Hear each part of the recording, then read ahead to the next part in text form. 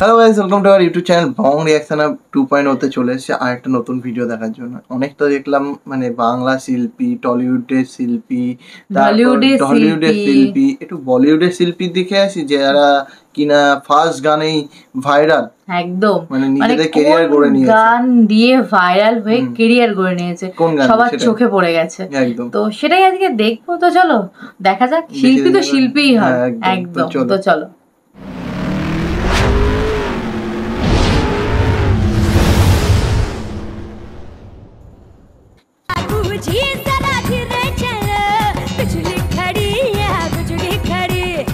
বলিউডে এমন অনেক কণ্ঠশিল্পী রয়েছেন যারা বহুদিন গান করার পরেও তেমন কোনো নামই করতে পারেননি, কিন্তু বলিউডে এমন সব কণ্ঠশিল্পী রয়েছেন যারা কিনা নিজের গাওয়া প্রথম গানেই পরিচিতি পেয়েছেন, সেই সাথে গড়ে তুলেছেন বলিউডে নিজের স্বতন্ত্র অবস্থান। আজকের এই ভিডিওটির মাধ্যমে আমরা এমন কিছু কণ্ঠশিল্পীদের গান শুনতে চলেছি যারা কিনা এক গানেই বিশ্বজুড়ে হিট হয়েছেন। প্রথমেই থাকছেন শ্রেয়া ঘোষাল।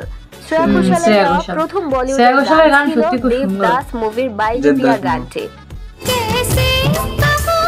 দেবদাস মুভিটাও যেমন, গানগুলো তেমন অসাধারণ।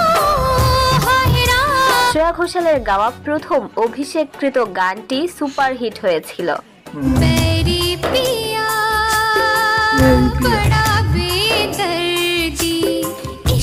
এই গানের রেকর্ডিং এর সময় সঞ্জয় লীলা এই গানটার যদি কেউ রিঅ্যাকশন চাও প্লিজ কমেন্টে জানিয়ে পারে, এই জন্য তাকে গানটা খুব সুন্দর গান করানো হয়েছিল এই ছবিতে।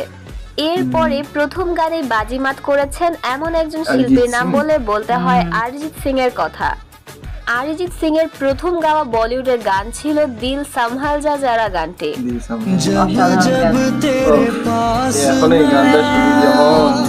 আমি তো প্রায় দিনই সকালবেলা ইউনিভার্সিটি যাই শুনতে শুনতে। ইমরান হাশমির মার্ডার 2 মুভির জন্য করা এই গানটি তখন ব্যাপকভাবে হিট হয়েছিল।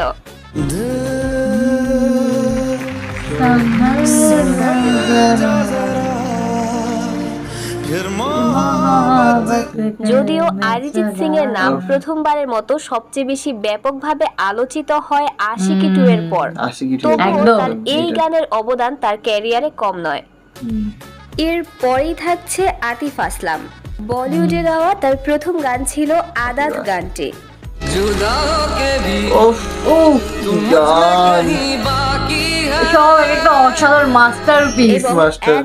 বাজিমাত করেছিলেন তিনি। নেক্সট এই গানগুলো সারা জীবন অমর হয়ে থাকবে। বলিউডে গাওয়া প্রথম গান ছিল বাবুজি গান, নেহা কক্করের দিদি। হ্যাঁ, আইটেম সং হিসেবে এটা খুব সুন্দর ফেমাস। গাওয়া এই গানটি তখন ম্যাসিভ আকারে হিট হয়েছিল, বিরাট হিট। এখনো বিয়ে বাড়ি টিয়ে বাড়ি ভাষণে খুব চলে। প্রথম গানটি হিট হলেও যদিও এর পরে তার তেমন কোনো হিট গান পাওয়া যায়নি। এরপরেই থাকছে বর্তমান সময়ের হালের জনপ্রিয় কণ্ঠশিল্পী জুবিন নটিয়াল। তার গাওয়া প্রথম হিট গান ছিল সোনালী কেবল মুভি থেকে এক মুলাকাত গানটি।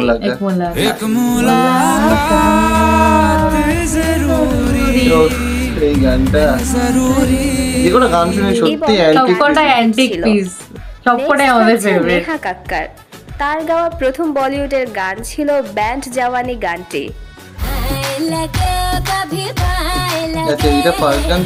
আমি জানতাম না নেহা কক্করের এটাই ফার্স্ট গান ছিল, যেটা জানতাম না। সাইফ আলী খানের মুভির এই গানটিও তখন বেশ হিট হয়। হ্যাঁ, এটা হিট গান।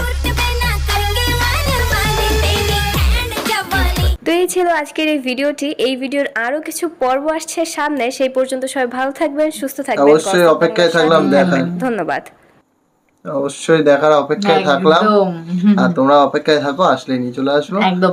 আর এইখানে মানে এখানে যে কটা গান দেখালো সেই কটা গানের মধ্যে কোন গানটাতে তোমরা রিঅ্যাকশন চাইছো প্লিজ জলদি জলদি লিখে ফেলো কমেন্ট বক্সে, কারণ আমরা চাইছি রিঅ্যাক্ট করতে। এখানে যে কটা গান বলেছে সে কটা গানই প্রচন্ড হিট গান, প্রচন্ড পরিমাণে। এখনো পর্যন্ত এই গানগুলো শুনলে ছোটবেলার কথা মনে পড়ে, যে অনেকটাই নস্টালজিক হয়ে যায়। মানে এই গানগুলোর মধ্যে একটা আবেগ আছে, সত্যি আছে। আমি তো এখনো প্রায় দিনই এই গানগুলো শুনি, রোজ ইউনিভার্সিটি যাওয়ার সময় শুনি। মিক্স আপ করে না, মিক্স আপ করে রিমেক, তারপরে যে ওর মধ্যেই থাকে এই গান, মাসাবে থাকে অনেক সময়, তো ভালো লাগে। লোফির মধ্যেও থাকে, ওল্ড ভার্সেস নিউ বলে যে মাসাব গুলো খুঁজলে পাওয়া যায়, লোফির মধ্যেও থাকে, লোফির মধ্যেও থাকে, এখন বেশি থাকে এই ধরনের।